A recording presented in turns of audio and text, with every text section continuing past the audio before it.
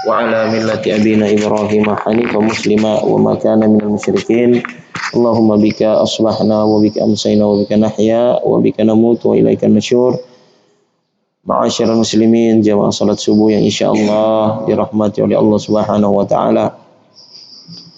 Alhamdulillah, kita memuji dan bersyukur kepada Allah Subhanahu wa taala atas segala nikmat yang diberikan kepada kita, terutama nikmat keimanan dan keislaman, dan nikmat yang mendekatkan diri kita dan memudahkan kita melakukan amal soleh, melakukan ibadah yang insyaallah memberatkan timbangan kita nanti pada hari kiamat. Kita lanjutkan bacaan kita dalam surah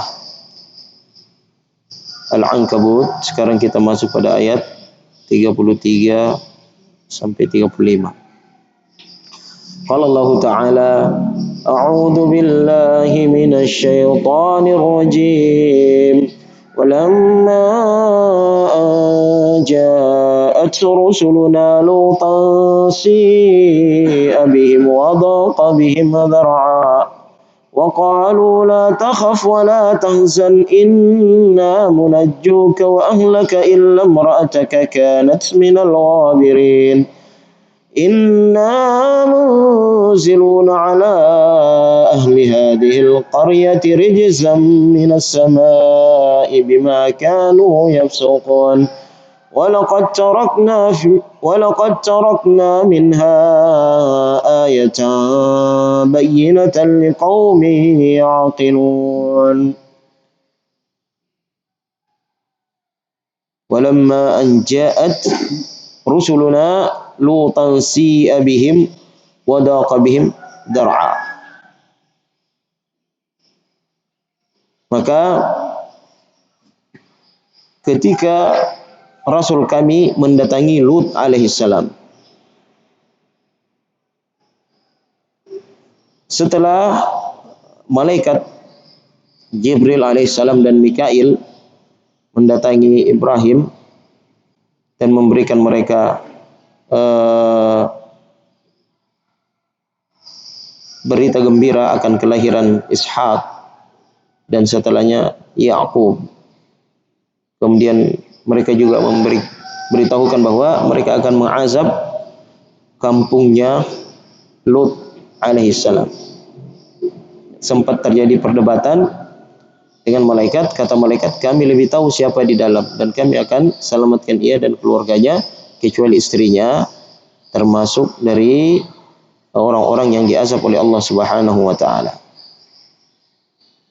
Maka pada waktu itu masuklah kedua malaikat ini dalam bentuk manusia yang sangat tampan, yang sangat gagah.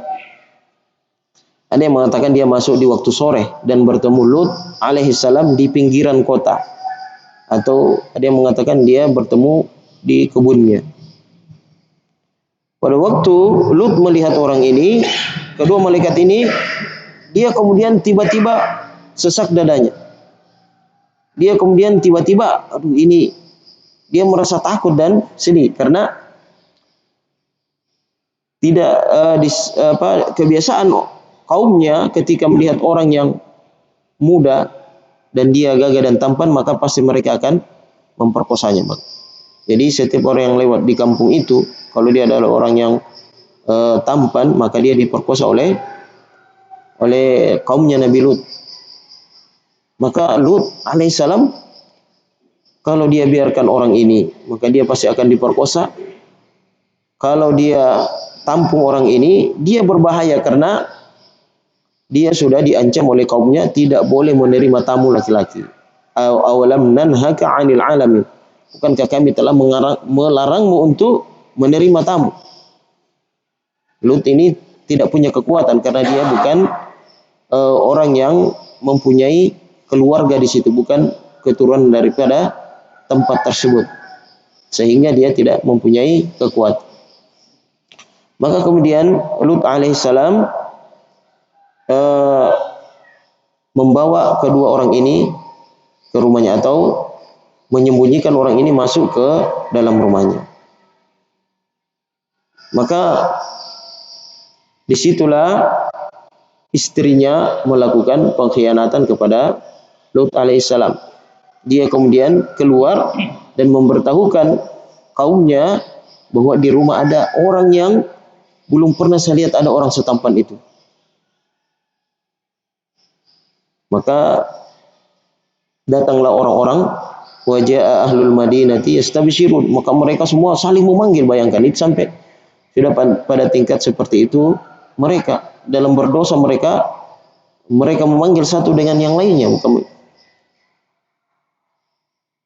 Maka mereka mendatangi Lut alaihissalam. Lut alaihissalam berusaha menahan.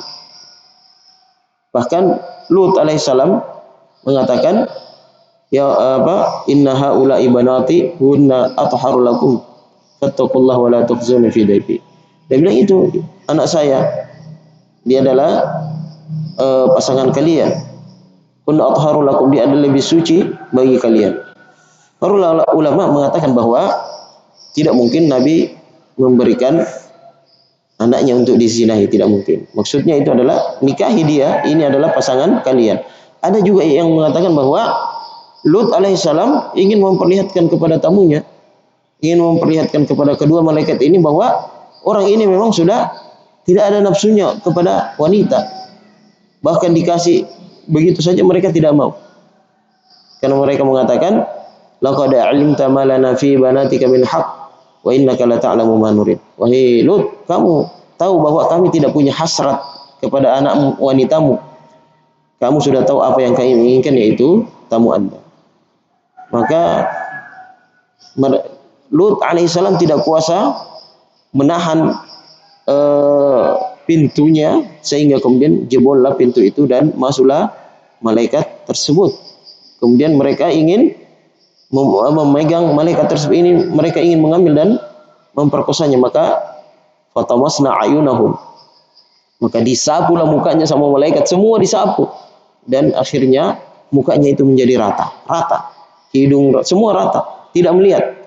Maka mereka kemudian pulang dengan memegang tembok-tembok, dan bahkan mereka mengatakan, ya besok nanti kita datang lagi ke rumahnya Lut, ambil itu tamunya. Itu sampai sebegitunya, sampai kemudian mereka betul-betul sudah kerasukan syaitan untuk melakukan hal terburuk itu, bahkan beramai-ramai, bahkan mereka memaksa untuk melakukan hal tersebut kepada orang yang mereka inginkan, orang yang lewat di kampungnya. Maka pada waktu itu Lut alaihissalam mengatakan, lau anna li bikum quwwatan aw awi ila ruknin syadid. Seandainya saya bisa melawan kalian, saya lawan kalian. Cuma saya sendiri, tidak ada yang bisa.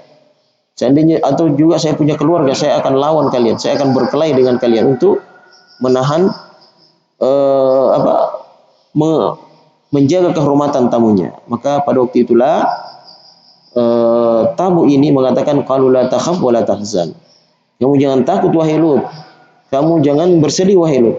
Qalu inna rasulu rabbik, kami ini adalah utusan Tuhanmu. La yasilu ilaik, mereka tidak akan bisa sampai, tidak bisa menyakitimu, dan apalagi kami, mereka tidak akan bisa melakukan itu. Maka ketika kejadian itu selesai, malaikat mengatakan, keluarlah engkau tinggalkan kampung ini dan jangan menoleh, dan istrimu di antara orang-orang yang tinggal. Illa imra'ataka kanat minal ghabirin, kecuali istrimu itu termasuk orang yang telah ditetapkan untuk mendapatkan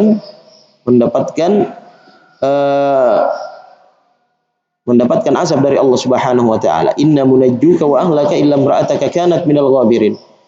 Kami akan selamatkan engkau dengan keluargamu, kedua anakmu, kecuali istrimu kanat minal ghabirin, di antara orang-orang yang akan diazab oleh Allah Subhanahu wa taala. Disebutkan bahwa istrinya Lut ini keluar bersama mereka. Tetapi di tengah perjalanan dia menoleh ke kampungnya, maka ada batu yang kemudian yang telah dituliskan namanya itulah yang menghantamnya, dan dia termasuk orang-orang yang kufur yang meninggal bersama kaumnya. Maka itulah azab yang diberikan oleh Allah Subhanahu wa taala kepada orang-orang yang melakukan dosa yang belum pernah dilakukan oleh bukan cuma manusia, tetapi binatang juga tidak pernah melakukan hal tersebut.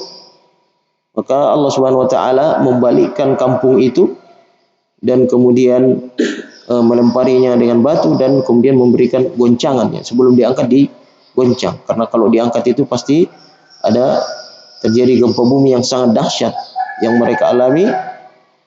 Maka Allah Subhanahu wa taala mengatakan, inna munziluna ala ahli hadhil qaryati rijzam minas sama'i bima kanu yafsukun. Sesungguhnya kami akan menurunkan kepada penduduk kampung ini azab dari langit karena kefasikan mereka, karena kelakuan mereka yang sudah melampaui batas, yang sudah menghalalkan azab Allah Subhanahu wa taala, sehingga belum pernah terjadi di atas permukaan bumi ini ada satu kaum diazab dengan 3 macam azab kecuali kaumnya Nabi Lut alaihissalam. Waliyadzubillah, karena memang perbuatan mereka itu perbuatan yang tidak masuk akal dan tidak sesuai dengan fitrah manusia. Dan sekarang kelakuan-kelakuan seperti ini sudah kemudian sudah mulai mereka menampakkan diri mereka. Mereka sudah tidak ragu-ragu lagi mengkampanyekan identitas mereka. Kalau dulu malu, tapi sekarang mereka sudah tidak malu. Karena memang dana yang besar dan dukungan internasional beberapa negara-negara besar sudah kemudian mengakui bahwa ada banyak gender, ada banyak jenis kelamin. Jadi sekarang itu kalau di luar, kalau di kita di Indonesia masih laki-laki dengan wanita. Bahkan kalau kita buka seperti pendaftaran email dan lain-lain itu laki-laki, wanita atau lainnya, atau ada di situ disuruh untuk mengisi hal tersebut. Maka ini adalah sesuatu yang abnormal, yang tidak sesuai dengan fitrah. Dia adalah penyimpangan yang telah terjadi dan ini sangat membahayakan karena dia menular. Dia akan selalu mencari mangsa dan dia adalah satu penyakit yang sangat berbahaya. Jadi orang-orang seperti ini sudah banyak macamnya, dan bahkan kalau dulu di kita itu yang dianggap bencong ya, cala bayi itu bukan yang seperti itu sebenarnya, dia juga termasuk, tetapi yang sekarang itu bahkan orang yang biasa kekar badannya itu bahkan itu pelakunya. Jakarta itu pernah didapat di Kelapa Gading, di tempat gym, di tempat orang melatih atau dan membangun otot-otot itu, di situ terjadi mereka melakukan pesta seks untuk kalangan mereka, dan ini adalah sesuatu yang menyedihkan. Hal tersebut terjadi di penduduk mayoritas muslim. Tidak usah kita melihat agama, kita melihat dari manusia saja, ini adalah sesuatu yang tidak pantas dan tidak layak untuk dilakukan oleh manusia. Apa kemudian yang membuat mereka terjatuh dalam hal tersebut dan menikmati dan kecanduan dan untuk melakukan hal tersebut? Tidak ada lain kecuali tazyinus syaitan. Syaitan kemudian menghiasi perbuatan-perbuatan mereka sehingga itu bisa mereka nikmati. Bayangkan itu adalah tempat kotoran, tempat keluarnya kotoran manusia, tetapi begitulah Allah Subhanahu wa taala menghukum orang-orang yang telah terjatuh dalam dosa, dalam lumpur dosa, sehingga hatinya ditutup, sehingga mereka tidak bisa mempergunakan akalnya dengan baik, sehingga terjatuh dalam perbuatan apa yang dilakukan oleh kaumnya Nabi Lut. Bahkan sekarang sudah banyak jenisnya, banyak macamnya perbuatan-perbuatan mereka. Walaqad tarakna minha ayatan bayyinatan liqaumi yaqilun, kata Allah Subhanahu wa taala, dan sungguh kami telah meninggalkan di sana ada tanda yang sangat jelas bagi orang-orang yang mempunyai akal pikiran. Bagi orang-orang yang mau mengambil pelajaran dari setiap kejadian-kejadian di masa lampau. Sehingga Allah Subhanahu wa taala sering mengatakan, "Awalam yasiru fil ardi fayanzuru kaifa kana 'aqibatul ladzina min qablihim." Apakah mereka belum melakukan perjalanan di atas bumi ini sehingga mereka bisa melihat bagaimana akibat orang-orang yang sebelumnya melakukan dosa kepada Allah Subhanahu wa taala. Qul siru fil ard. Bahkan katakan Muhammad, perintahkan mereka untuk berjalan di atas permukaan bumi ini. Lihat bagaimana kesudahan, bagaimana akibat dari orang-orang sebelumnya yang mendustakan Allah Subhanahu wa taala.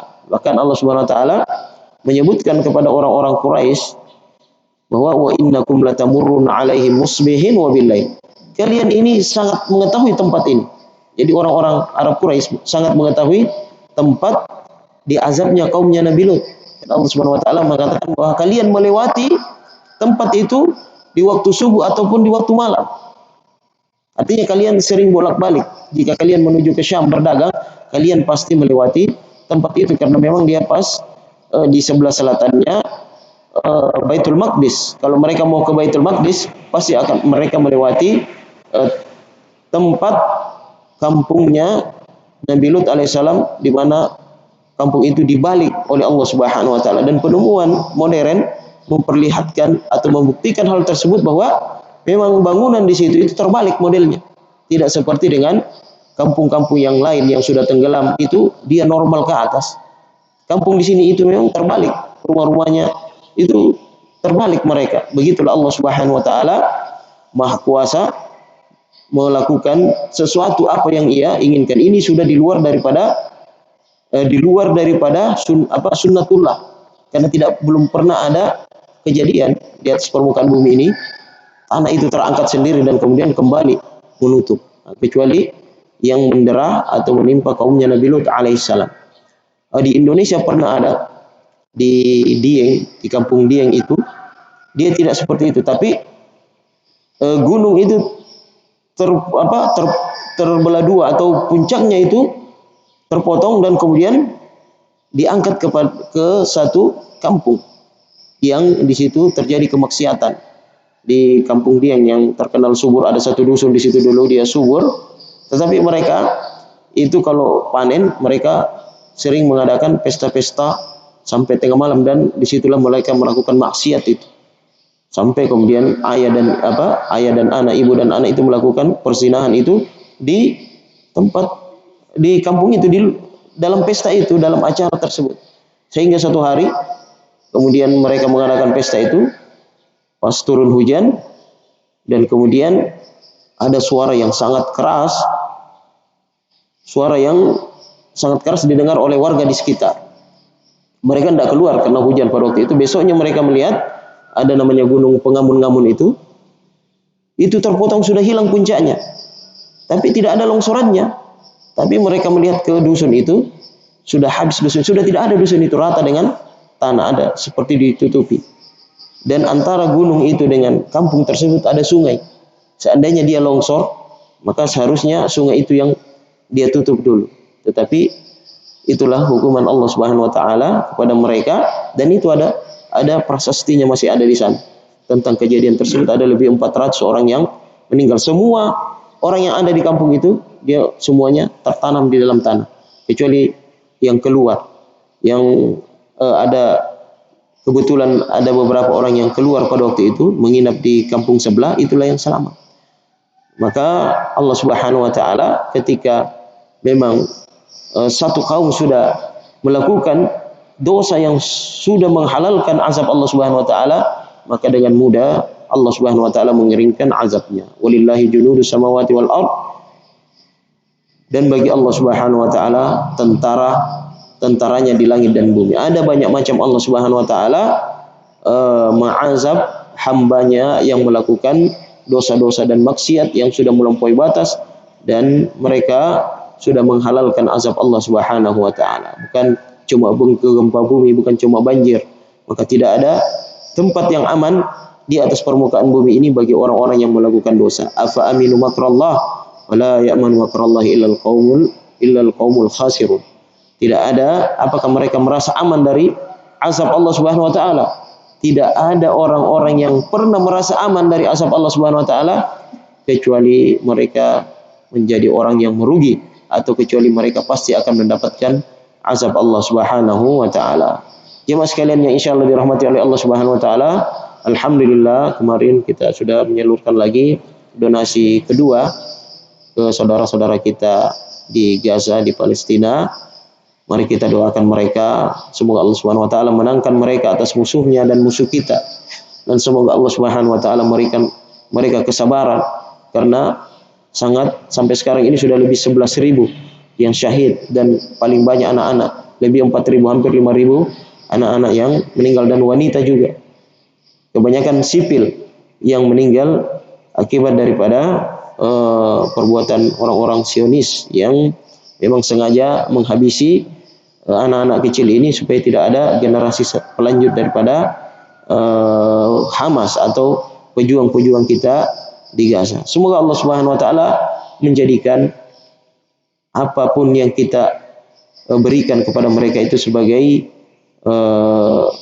keikutsertaan kita, sebagai hujjah kita di hadapan Allah Subhanahu wa taala tentang saudara-saudara kita di Gaza yang ditinggalkan saat ini oleh hampir semua negara Islam. Kemudian tidak bisa berkutik dan hanya bisa menonton pembantaian tersebut. Dan kita juga terpaksa dengan segala kekurangan kita, segala keterbatasan kita, juga hanya bisa melihat dan bisa hanya mendoakan dan memberikan sedikit bantuan kepada mereka. Semoga itu mudah-mudahan menjadi alasan kita di hadapan Allah Subhanahu wa taala bahwa kita ingin sebenarnya membantu lebih dari itu, tetapi kita mempunyai halangan-halangan yang tidak bisa kemudian kita memberikan bantuan yang maksimal kepada saudara-saudara kita di Gaza. Subhanakallahumma bihamdik, nasyhadu an la ilaha illa anta, nastaghfiruka wa natubu ilaik. Wassalamualaikum warahmatullahi wabarakatuh.